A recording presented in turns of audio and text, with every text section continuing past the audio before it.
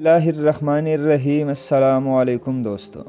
دوستوں محمد بن سلمان کا تختہ الٹنے کے لیے CIA کی جانب سے ایک ٹاسک لیا گیا جو ڈونلڈ ٹرمپ کے حکم پر دیا گیا، اور سعودی شہزادے جو محمد بن سلمان کے انتہائی قریبی رشتہ دار ہیں، جن میں ان کے چاچا زاد بھائی اور اپنا سگا بھائی بھی شامل ہیں، انہیں یہ ٹاسک دیا گیا کہ محمد بن سلمان کو کرسی سے ہٹا کر حکومت پر قبضہ کر لو۔ امریکہ کی جانب سے تمہیں اربوں ڈالر بھی ملیں گے اور تمہیں سعودی حکومت بھی مل جائے گی۔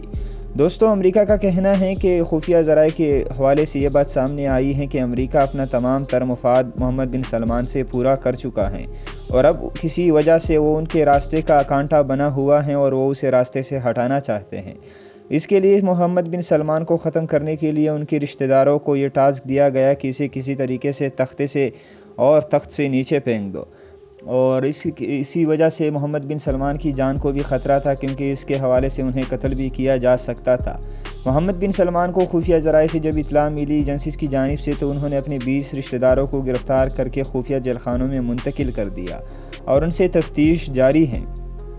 دوسری جانب محمد بن سلمان کی سیکیورٹی کے لیے عمران خان نے پاک فوج کے دستے بھیج دیے ہیں، اور کہا جا رہا ہے کہ عمران خان بھی کچھ ہی دنوں میں سعودی عرب پہنچ جائیں گے۔ کورونا وائرس کی وجہ سے عمران خان لیٹ ہیں، ورنہ انہیں بہت پہلے ہی سعودی عرب کا دورہ کرایا جا سکتا تھا،